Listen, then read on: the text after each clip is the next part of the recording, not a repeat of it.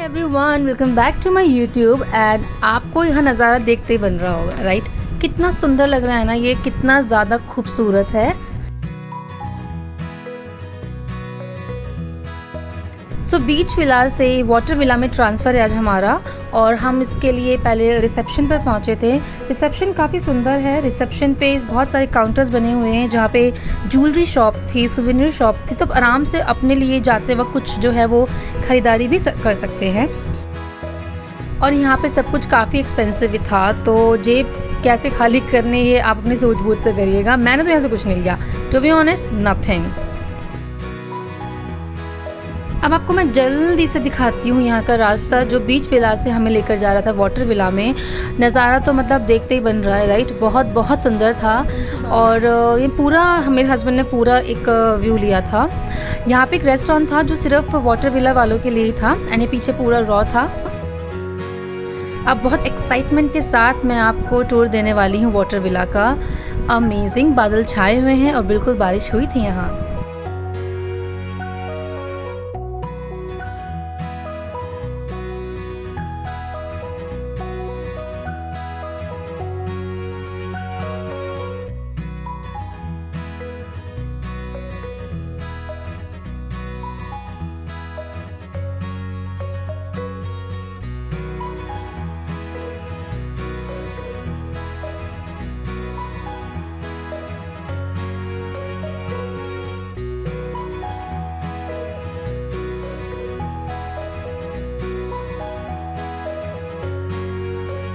अब आपको दिखाती हूँ खूबसूरती पे चार चांद लगाने वाला नज़ारा। सिर्फ ये नज़ारा देखने के लिए इतने पैसे खर्चते हैं लोग, और जो कि बिल्कुल वर्थ इट है। अलग एक्सपीरियंस है यार यहाँ का। जहाँ तक नज़र जाएगी वहाँ तक पानी है, और बहुत ही ज़्यादा शांति, सन्नाटा नहीं कहूँगी, शांति कहूँगी। बहुत सुंदर।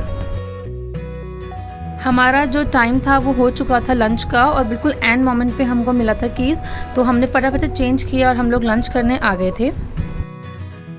ये जो रेस्टोरेंट है ना, ये स्पेशली वाटर विला वालों के लिए था एक्सक्लूसिवली, और ये बहुत सुंदर था। और प्लस ये सिर्फ एक्सक्लूसिवली क्यों था आपको बाहर का व्यू देखते हुए समझ में आ जाएगा। बहुत डिलीशियस प्लेट थी। यहाँ तक मेरा 4 किलो तो वज़न बढ़ चुका होगा जो मैंने कीटो से ख़त्म किया था, but I don't even regret, it was hello yummy.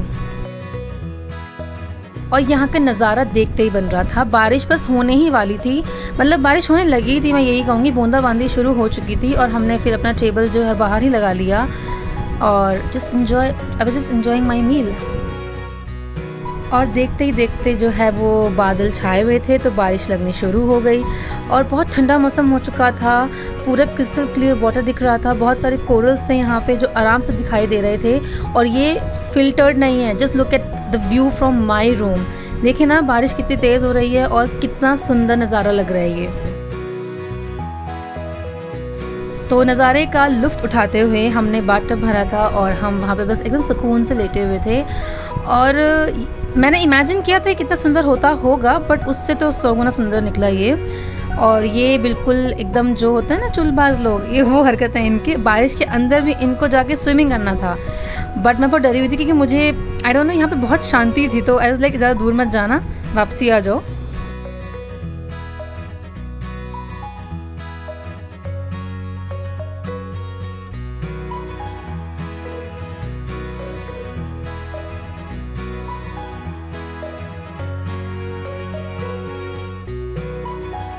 ये आप अंडर वाटर व्यू देख रहे हैं, ये वो हमारे वाटर विला के नीचे का ही जगह था, और बहुत सुंदर लग रहा था ये सब कुछ। और बादल छट चुके थे, मौसम खुल चुका था, तो हमने सोचा थोड़ी सी चलो पिक्चर्स ही ले ली जाएं।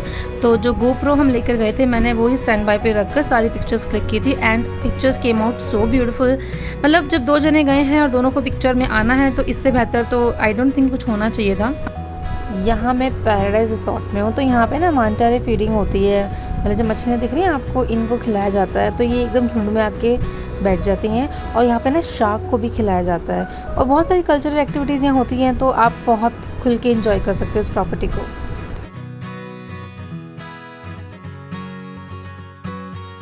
सो दिन ढल चुका था, और अब हमारा जो नेक्स्ट ट्रांसफ़र है वो है माफुशी आइलैंड। तो यहाँ पे पहले आपको लॉन्च में बिठाया जाता है, उसके बाद में आपको ट्रांसफ़र करा जाएगा पहले एयरपोर्ट, वहाँ से आपको नेक्स्ट ट्रांसफ़र मिलता है।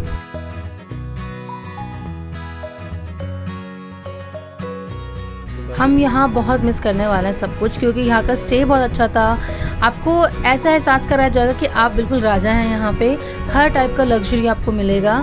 और मैंने आते वक्त सुना था कि बहुत हाइप्ड है मालदीव्स, या ज़्यादा बोर हो जाएंगे, रुक नहीं पाएंगे, ऐसा कुछ भी नहीं है। हम लोग एयरपोर्ट आ चुके थे और अगली ट्रिप के लिए मैं बहुत एक्साइटेड थी। मुझे मालूम नहीं था माफुशी में होने क्या वाला है, वो सब कुछ नितिन ने प्लान किया था। So I was very very excited.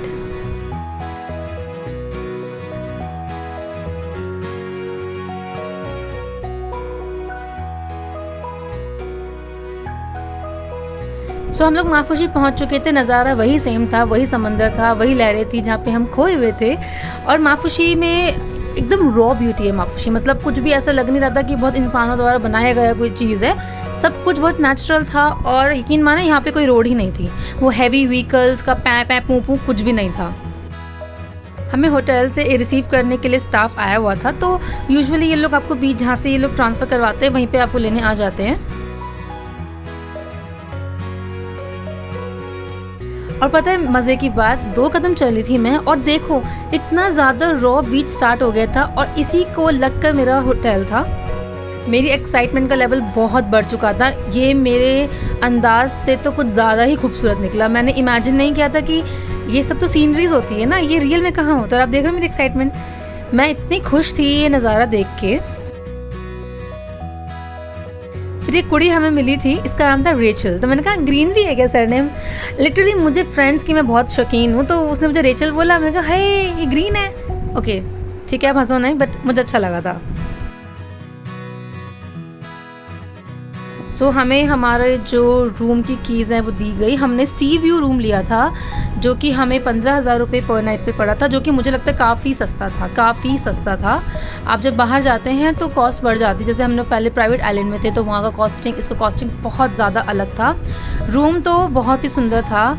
इसकी सुंदरता इसकी लग्जूरियसनेस नहीं थी, इसकी सुंदरता थी इसका सी व्यू। वो वाइट शीट्स के पीछे छुपा हुआ एक नज़ारा जो मैंने लाइफ में फ़र्स्ट टाइम एक्सपीरियंस किया था। And just look at this, I mean समंदर ही समंदर जहाँ तक नज़र पड़े। मतलब ये नज़ारा ऐसा किसी ख्वाब जैसा नहीं लग रहा कि जैसे ये तो कोई सपना सा है, बड़ी हकीकत थी।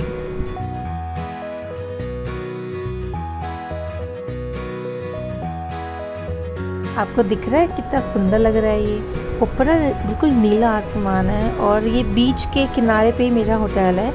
और अभी तो मतलब दिन है तो ये इतना अच्छा लग रहा है। शाम के टाइम नज़ारा क्या होगा ना, ये मैं आपको ज़रूर दिखाऊंगी। इसके बाद हम थोड़ा सा जूस पीने के लिए बाहर निकले। बेसिकली लोकल हम टूर करने वाले थे। यहाँ पे आपको बहुत ज़्यादा बड़ा सिटी नहीं है तो आप बाय वॉक कंप्लीट कर सकते हो। तो यहाँ पे जूसेस थे वो सब फ्लेवर्ड थे मोस्टली। कुछ एक आधा जैसे मैंगो हुआ या कुछ और सीजनल फ्रूट वो यहाँ पे रॉ मिल रहा था, अदरवाइज सब कुछ फ्लेवर्ड था। ऐसा नहीं है कि सब कुछ रॉ मिलेगा आपको यहाँ पे। ये मेन्यू था और आप नज़र रखिएगा कि पूरे के पूरे जो मेन्यू में जो प्राइस था वो $5 का ही था शुरुआत। और ड्रिंक्स डिलीशियस थी, बहुत अच्छी थी। फिर हम आगे गए, हमको भूख लगी रही थी क्योंकि काफ़ी टाइम हो चुका था, लंच का टाइम हो ही चुका था। तो हमने इस रेस्टोरेंट में जो है वो लंच किया। यहाँ पे काफ़ी रंग बिरंगे तोते थे। एक्चुअली तोते ना यहाँ पे बहुत ही थे, हर रेस्टोरेंट के बाहर तोता मिल जाएगा और काफ़ी सुंदर सुंदर।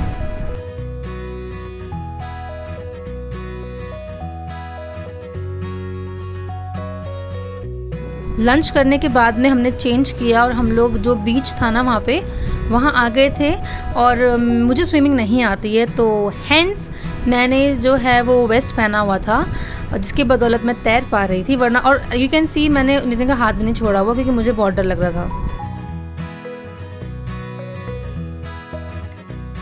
रात हो गई थी तो अब डिनर का टाइम था। हमने फ़र्स्ट मील हमारा होटल में जो ऑन बोर्ड वाला सिस्टम नहीं होता है बूफे वाला, हमने वो करवा रखा था। सो सब कुछ सुंदर था। काफ़ी वहाँ पे ऑलरेडी कल्चरल एक्टिविटीज़ हो ही रही थी।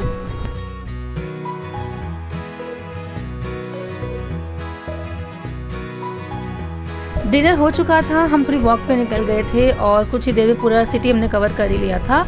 सो अब जब आप मुझे अगले व्लॉग में देखेंगे तो आप देखेंगे डॉल्फिन को नाचते हुए।